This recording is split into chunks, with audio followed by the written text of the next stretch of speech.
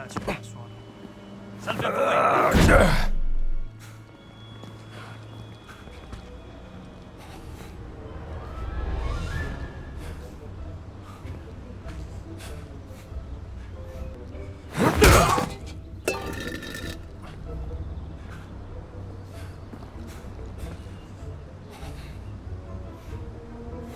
Playing this game, I couldn't help but be shocked by the enormous praise it's getting from both fans and critics. I wouldn't say it's outright terrible, but it's far from great.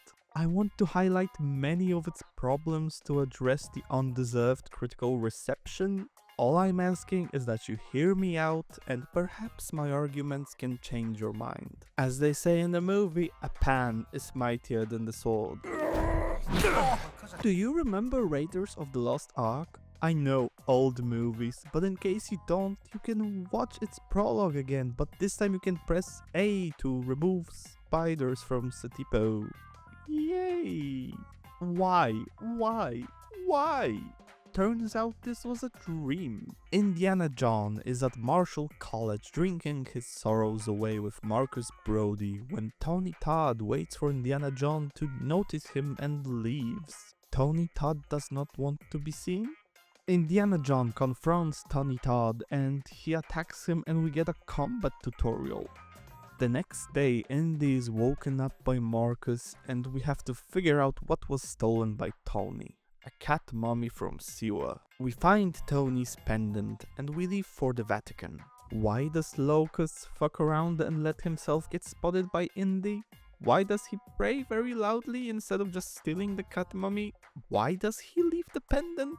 These things are stupid and they are critical to the story.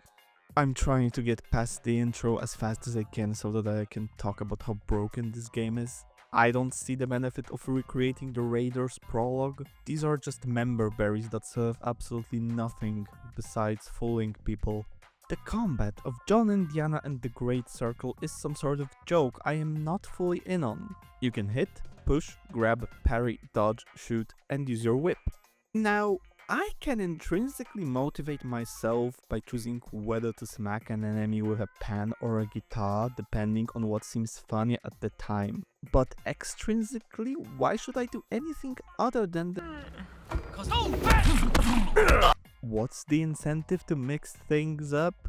Sure, if you're fighting a group, you can just spam attacks to win most of the time. But in tougher situations, I present to you random bullshit, the true Indiana Jones experience. Brooms, guitars, pickaxes, bottles, shovels, and swatters? Carpet beaters? Who knows? Everything is deadly. I know a lot of you are struggling with the hardest difficulty, so let me show you exactly how to clear out enemies on the hardest setting.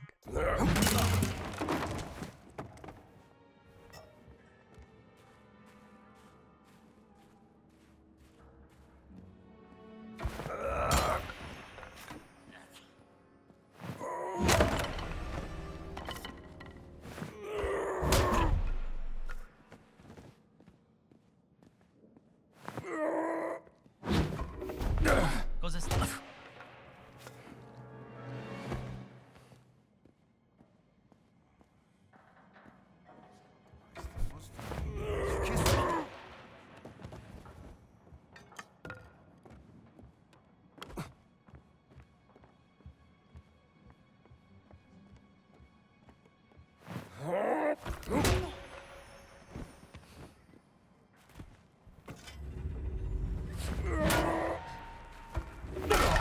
Uno di noi è a terra! Chi è stato? Camerata a terra! But arrest, would you? Yeah.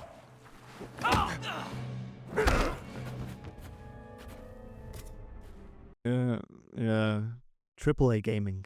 The combat captures that rough, often comedic quality of the movies, which is why it baffles me that the story feels like Machine Games didn't actually watch Indiana Jones all that much.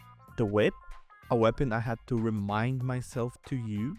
The footage you're seeing is me specifically forcing myself to use the whip for the video. There's never a need for it. Sure, you can disarm enemies, but they are so slow and stupid that you can just punch them before they react.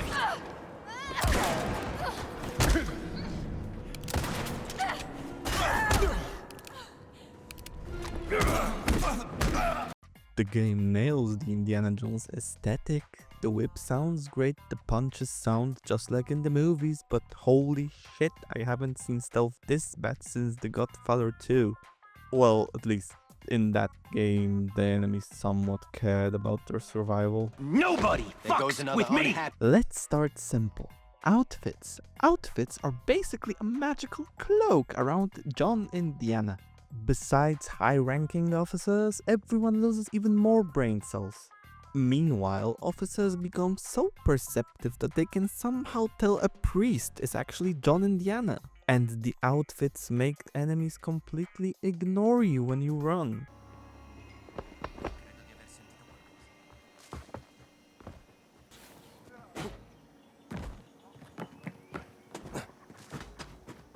I really like the idea of disguises. It's an Indiana Jones thing to do, but I don't think the devs fully considered the challenges they present. Why does Indiana John need a specific set of clothes to blend in? Why can a measly soldier go anywhere he wants? Why does no one care about a mute soldier?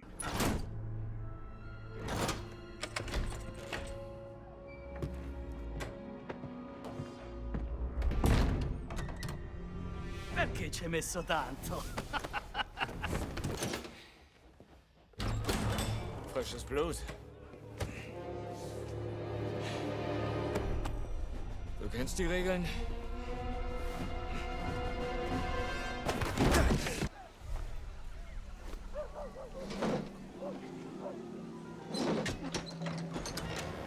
Ci conosciamo. Non sarai mica qui per crearmi problemi.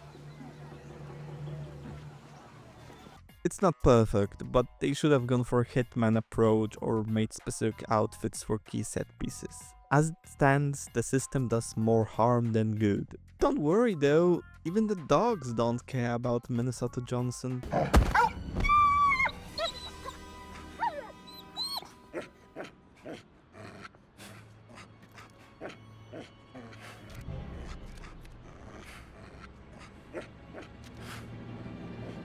Yet in other situations, the dogs are so smart they can report you for stealing money.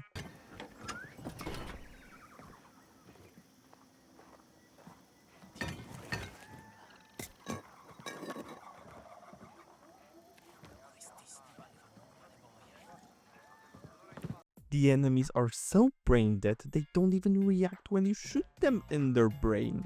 I know you're familiar with the concept of a headshot, so what the fuck? Guns are absolutely worthless in this game. Why would I waste 1600 bullets to kill one guy when a single shovel hit does the job? I get they wanted to discourage firearm use, but they should have put more thought into it. You could have let guns work like actual guns while making ammo even more scarce. There, problem solved.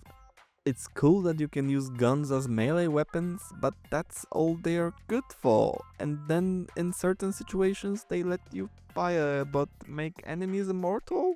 There's so much junk lying around that there's never a reason to use guns for melee. Why bother with takedowns when charging up a hit is faster, more effective and way funnier? And yet, while the combat brings some of that over-the-top energy, the enemy AI doesn't know how to handle it. They get stuck, confused, and outmaneuvered by basic obstacles. This wouldn't be such a big issue if the environment itself wasn't also full of problems. The environments look amazing, but they come with their own set of issues. The open sections of the game, hit or miss? Mostly miss. First of all, why would Indiana Jones ever do this? I get exploring Egypt or Sukhothai, but the Vatican? Why would he even go to most of these places? Why would Indy entertain activities like gathering medicine bottles? Sure, it makes sense in Sukhothai where they actually need it, but here? This game would greatly benefit from a more Uncharted-like structure, more linear, less open-ended. And don't give me that player choice argument. Player choice is cringe and you don't actually want more of it. Or if they did, they'd take inspiration from their betas. The Tomb Raider reboot, Fallen Order, Survivor, and God of War have similar structures, yet they work so much better. Why? For starters, the rewards in those games actually matter. You might get resources for an upgrade or a cosmetic item. In the Great Circle you find books that let you buy upgrades. And what do these upgrades give you? More health, more stamina, more damage? What is the point in a game this easy? The game makes its own upgrades meaningless because you don't need them, even on very hard. That effectively kills the incentive for exploration, which is kinda bad when exploration is half your game. I never expected this game to be groundbreaking, but this is embarrassing. And that brings me to another issue we've already touched on. I expect Lara, Cal, or Kratos to explore their surroundings because they actually need or want to. Is everything okay? Hi, old friend. Just looting one of your chests. We'll be right along. My dad likes lube. They are looking for ways to expand their equipment, but Indiana, he already has everything he needs. That is how he's been established, plus he's in a hurry to find the cut mummy. After playing this game, I don't think that machine games spend a lot of time watching these movies. The main example being Indy's relationship with Gina. With how the movies go, even the bad ones, she cannot exist, or rather, if she exists, it makes Indy look extremely badly. Gina is fine, and that's probably her biggest problem. I never managed to start caring for her. She's not as insufferable as Helena or as stupid as Willy, but she never manages to reach the heights of Marion and especially the heights of Elsa. Gina comes across as more of a narrative device rather than a compelling companion. It also doesn't help that she often turns puzzles into easily explained hand-holdy moments. Jones! Oh mio Dio! Dr. Jones! Oh mio Dio! Dr. Jones! Oh mio Dio! Dr. Jones! Oh mio Dio! Dr. Jones! Oh mio Dio! Gina's dialogue is often filled with unnecessary remarks towards Indiana when he's really not deserving of them. It's forced banter rather than genuine chemistry. It's like she only has two states. One being snarky / condescending towards Indy and the second being spoiling puzzles. This is of course a bit hyperbolic, but it does seem like that's her thing. It also doesn't help that their meeting is an insane coincidence.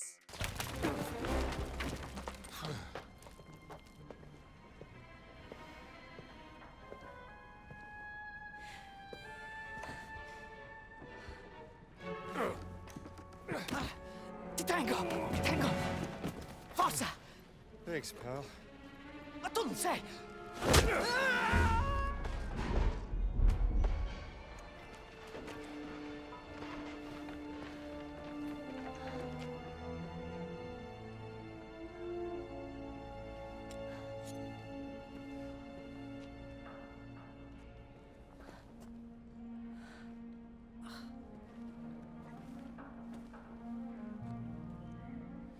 What are you up to?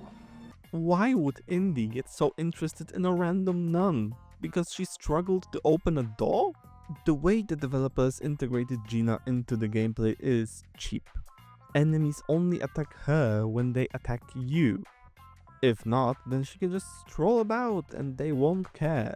Enemies also can't kill Gina. They can hurt her enough to where she will stumble a bit just to get back up a few moments later. Granted, it's cool that being with Gina doesn't feel like an awful escort mission, but still the way this was achieved is cheap.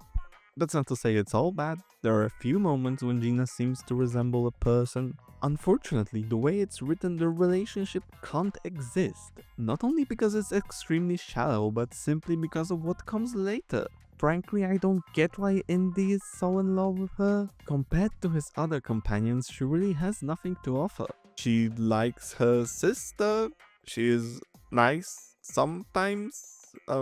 Did I tell you that she likes her sister?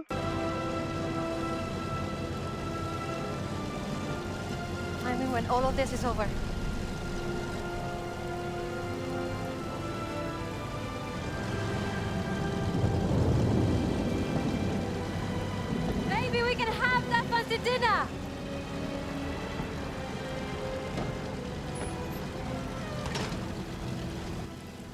I like that. 6 months later. I knew it was you. You have your father's eyes. And my mother's ears. But the rest belongs to you. She is bland, shallow, way too talkative, and way too confident for what she has to offer anyone. The same can be said for Emmerich Voss. While he is the best thing about this game's story, he's not without his problems. He shows the typical villain issues, is bad at the job of killing the protagonist, doesn't kill them when he has the chance, and frequently lets them slip through his fingers due to either arrogance or overcomplicated schemes. Like many classic Indiana Jones villains, Emmerich Voss is burdened by the same fatal flaw, his belief in his own superiority. He underestimates Indy and his allies at every turn, convinced that his intellect and resources will ultimately guarantee his victory. His motivations, while clear, can sometimes feel a bit one-dimensional. He's a ruthless Nazi officer obsessed with power, which fits well within the franchise's history of antagonists, but he doesn't bring much new to the table beyond his personal brand of menace. Unlike someone like Belloc, who had a complex relationship with Indy, or Colonel Vogel, whose sheer brutality made him memorable, Voss lacks much personal depth beyond his pursuit of the Great Circle's secrets. He can get kinda interesting. I sincerely believe that under different circumstances, Voss and Indiana might have become friends. They share their passion of archaeology, but what sets them apart is that Indy wants to preserve history. Voss is after the power that the Great Circle can offer. And my god, the performance is so fucking good. Marius Gavrilis easily brings this game's best performance. But of course, in the end, Voss goes fucking crazy and blames Indiana for somehow sabotaging his work, even though he brought him there alive. He just stands there when Gina frees Indian Locust. He pretty much secured his own demise. While we're here, I want to talk about his work, and more specifically the Great Circle itself. What even is it exactly? And why can it not exist in the universe? The suck stones are nuts. Rocks that allow you to teleport anywhere you want if you have them all. And you're chosen by God as well. Does this mean that God is an actual real entity in this world? Yeah, I'm not touching that. One of the things that was special about the Indiana Jones stories is the fact that they could have happened. They were relatively small scale, and there were reasons why the wider world would not hear about them. Indiana Jones could always go back to just living because no one really knew of his adventures. The game presents the same issue that Dial of Destiny presented. Granted, it's not as bad as Indiana Jones running away on a horse during a parade, being wanted for murder, and then everyone forgetting about it, because it doesn't present a lot of harm to Indy himself, but it's still an issue. The submarine we find in the Himalayas is the most glaring one. How would this not be discovered? Sure, it wouldn't be right away, but it would be discovered. It destroyed a mountain. It also seems very strange that Indiana Jones mentioned this adventure to absolutely no one. You found stones that fucking teleport you. You what, mate? You think that would serve for a good conversation? It's surprisingly easy to accept that this game just didn't happen. It adds nothing and only serves to damage the rest of the franchise. Seeing Indy infiltrating the Vatican looking for secrets is cool, but I don't believe you. Just like I don't believe that Han Solo dropped Cthulhu in a black hole. I don't believe Indiana Jones, after teleporting from the Himalayas to Shanghai, started a dogfight and jumped from one plane onto the other. The craziest action scene in the 3 movies is probably the desert chase, but that's believable. So is the bridge, and so is the tank fight. Indiana Jones feels vulnerable in those situations. I don't think Machine Games didn't care, cause they clearly did, but what is clearly shown in the 3 films is that Indy is human. He is vulnerable, imperfect, and often survives through luck, wits, and tenacity rather than superhuman abilities. That's what made him relatable and believable. I don't believe he did this. I'm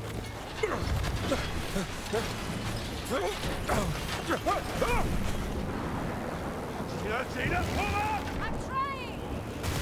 What are you doing, Jones? Are you crazy? Just hold the pen! Gotcha!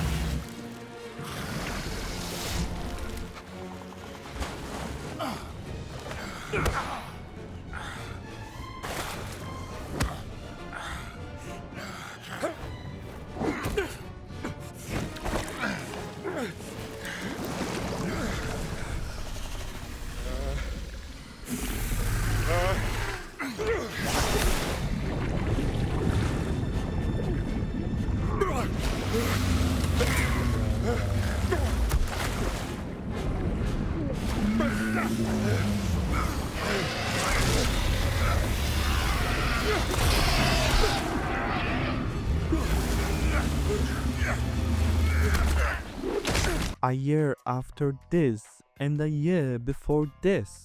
Oh, you might have dressed it up in pretty visuals, but that does not make it true. The Great Circle is much closer to being an Uncharted game rather than an Indiana Jones game. It doesn't utterly ruin him, but it successfully undermines what made him work. The Great Circle loses what made Indiana, well, Indiana.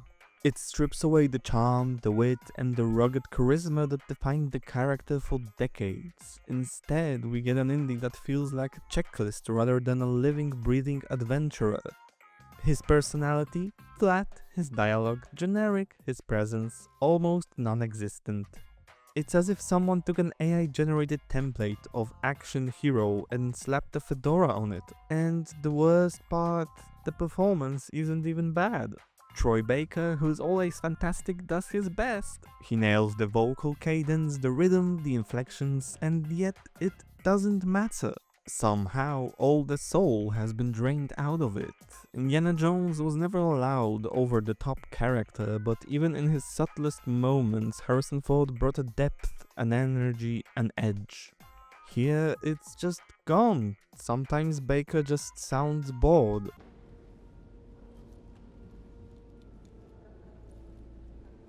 Are you Antonio's delivery boy? What am I delivering? It's like watching someone do a great impression of Ford's voice while completely misunderstanding the man himself. And what the hell happened to the facial expressions? The slight smirks, the raised brows, the exasperated sighs, those tiny details that made Indy Indy. Here, he has all the emotional range of a mannequin. It's honestly depressing to see such an iconic character reduced to this. Then there's the tone.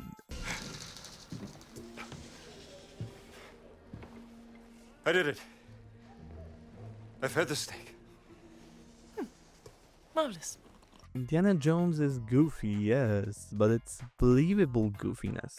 A carefully balanced mix of pulp adventure, quick wit, and daredevil charm. Here, it's just bad.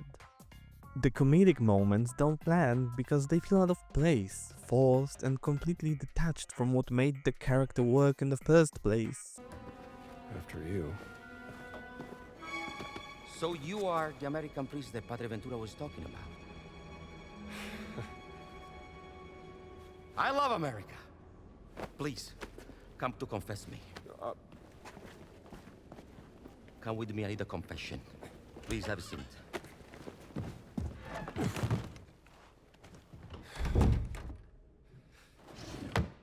You're forgiven. Father, wait, I didn't confess yet. All right, let's get this over with. Father, forgive me because I've sinned. I had an affair with my mother-in-law and... It's all right. Just say 3 Hail Marys. No, Father, you don't understand. My wife is expecting a child and I fear that... What? Yeah, let me finish, please.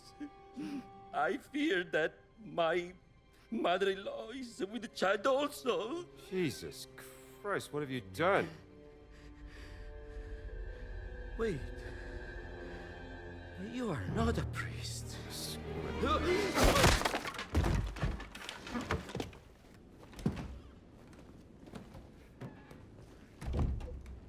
Sorry, pal, you kind of deserved it.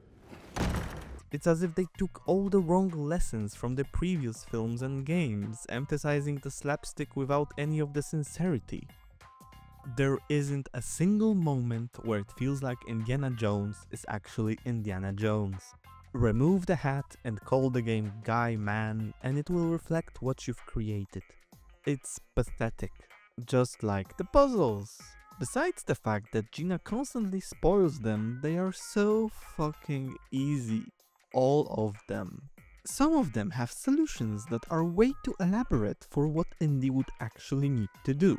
Let me explain and look at this example. The secret in the Vatican fountain. We need to move this guy to the end and we need to figure out a way so that he is not blocked by anything. Why can't you just lift the board? Or Gina can lift the board and you can yank the thing. The boards are definitely light enough and it looks like you'd be able to just take them out. But fine, whatever, there are way worse puzzles in this game.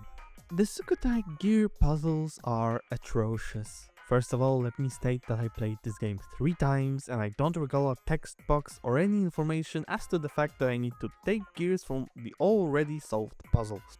Also, why would I think that I need to take them? This should work, right? Oh, they just flow through each other. Fuck you.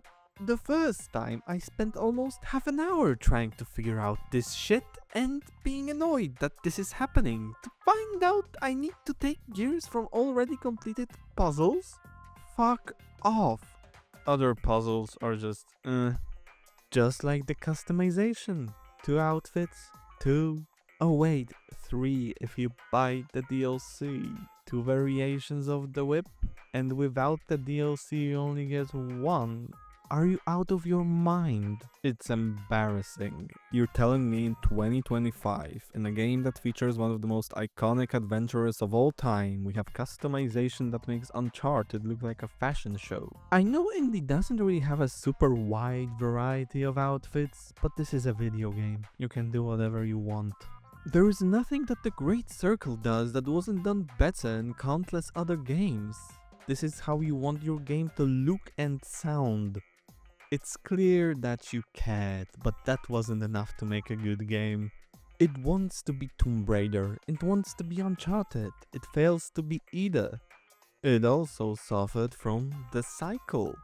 The game came out, it got incredible reviews, everyone kept saying how incredible it is and what a fantastic piece of art it is, but currently as I'm writing this, no one cares anymore.